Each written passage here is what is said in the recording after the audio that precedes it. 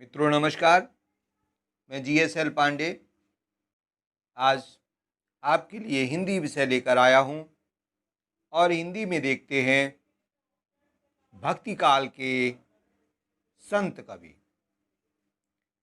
भक्ति काल में दो प्रकार के वैष्णव संत हुए हैं, एक राम भक्त और दूसरे कृष्ण भक्त। तो आज यहाँ पर हम देखते हैं कृष्ण भक्त कवि, उनकी जन्म मृत्यु और उनकी प्रसिद्ध रचनाएं। तो संत कवियों में अगर कृष्ण भक्त कवियों में देखें तो अतिशयोक्ति न होगी, सबसे पहला नाम प्रसिद्ध कवि सूरदास का ही आता है। सूरदास का जन्म सन 1478 ईस्वी में हुआ और उनकी मृत्यु 1583 ईस्वी में हुई। उनकी 3 रचनाएं प्रसिद्ध थीं, सूरसागर, साहित्य लहरी और सूरसारावली। इसके बाद दूसरे कवि आते हैं कुंभन दास। उनका जन्म 1468 ईस्वी में और उनकी मृत्यु 1583 ईस्वी में हुई। उनके 186 पद हैं जो कि पद संग्रह के रूप में संकलित हैं। तीसरे कवि परमानंद दास, इनका जन्म 1493 ईस्वी में हुआ। इनके 835 पद हैं जो परमानंद सागर अर्थात परमानंद के पद के रूप में प्रसिद्ध हैं। चौथे क्रम पर कृष्णदास आते हैं। कृष्णदास का जन्म 1496 ईस्वी में और उनकी मृत्यु 1578 ईस्वी में हुई। जुगलमान चरित्र, भ्रमर गीत, प्रेम तत्व निरूपण, ये इनकी प्रसिद्ध साहित्यिक सेवा है। पांचवें क्रम में नंददास आते हैं और नंददास का जन्म 1533 ईस्वी में और मृत्यु 1583 ईस्वी में हुई। इनकी प्रसिद्ध रचनाएं अनेकार्थ मंजरी, रस मंजरी, मान मंजरी, रूप मंजरी, विरह मंजरी, प्रेम बारह खड़ी, श्याम सगाई, भ्रमर गीत, रास पंचाध्यायी, सिद्धांत पंचाध्यायी, गोवर्धन लीला और नंददास पदावली, ये इनकी प्रसिद्ध रचनाएं हैं। और इसी क्रम में छठे नंबर पर गोविंद स्वामी आते हैं। इनका जन्म 1505 ईस्वी में तथा मृत्यु 1585 ईस्वी में हुई। 252 पद इन्होंने लिख करके गोविंद स्वामी के पद के रूप में संकलित हैं।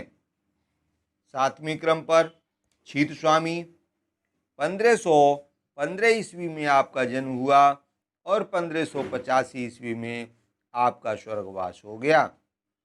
इनके 200 पद हैं जो पदावली के रूप में संकलित हैं। और आठवें क्रम पर चतुर्भुज दास आते हैं। इनका जन्म 1530 ईस्वी में और मृत्यु 1585 ईस्वी में हुई। चतुर्भुज कीर्तन संग्रह, कीर्तनावली और दान लीला इनकी प्रसिद्ध रचनाएं हैं। प्रमुख रूप से ये जो 8 संतों मैंने अभी बताए 1 से 8 तक, ये अष्टछाप कवियों के रूप में प्रसिद्ध हैं, जिनमें पहले 4 जो कवि हैं वो वल्लभाचार्य के शिष्य हैं और बाद वाले 4 विट्ठलनाथ के 4 शिष्य हैं। इन दोनों प्रकार के दोनों गुरुओं के शिष्यों को मिलाकर अष्टछापी कवि बनाए गए थे। आगे चलते हैं। इसके बाद अगले कवि हैं श्री भट्ट। इनका रचना काल 1595 ईस्वी है। युगल शतक इनकी प्रसिद्ध रचना है। अगला क्रम हरिव्यास देव, इनकी महावाणी के रूप में इनकी रचनाएं हैं। इसके बाद परशुराम देव, इनकी रचना परशुराम सागर के रूप में प्रसिद्ध है। इसके बाद हति हितहर, हित हरिवंश, फिर से देख लें, हित हरिवंश ये कवि का नाम है और इनका जन्म 1502 ईस्वी में हुआ था। हित 84 इनकी प्रसिद्ध रचना है। इसके बाद हरिराम व्यास, इनका जन्म 1492 ईस्वी में हुआ। व्यासवाणी इनकी प्रसिद्ध रचना है। इसके बाद चतुर्भुजदास, इनका जन्म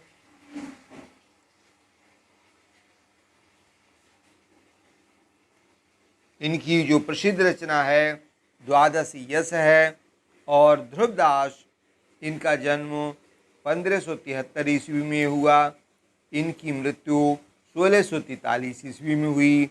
इनके 42 ग्रंथ प्रसिद्ध माने जाते हैं, जिनमें से कुछ इस प्रकार से हैं: ब्रजलीला, हित श्रृंगार लीला, रंग विनोद लीला, दान लीला, मान लीला, रहस्य मंजरी लीला, सुख मंजरी लीला, सिद्धांत विचार लीला आदि अति प्रसिद्ध रचनाएं हैं।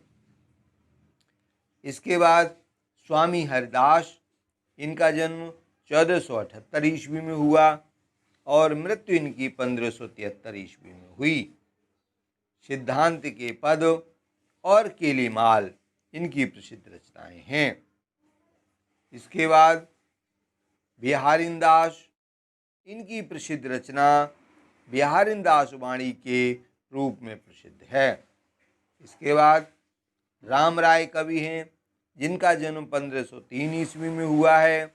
आदिवाणी और गीत गोविंद भाष्य इनकी प्रसिद्ध रचनाएं हैं। इसी प्रकार चंद्रगोपाल, चंद्रगोपाल का जन्म 1515 ईस्वी में हुआ। चंद्र 84, अष्टयाम, सेवा सुधा, गौरांग अष्टयाम, ऋतु विहार, राधा विरह आदि इनकी प्रसिद्ध रचनाएं हैं। माधवदास माधुरी, इनका जन्म 1618 ईस्वी में हुआ। इनकी मृत्यु 1653 ईस्वी में हुई। और केली माधुरी, वंशीवट माधुरी और वृंदावन माधुरी इनकी प्रसिद्ध रचनाएं हैं। इसी क्रम में भगवत मुदित, इनकी प्रसिद्ध रचना वृंदावन शतक और रसिक अनन्यमाल हैं।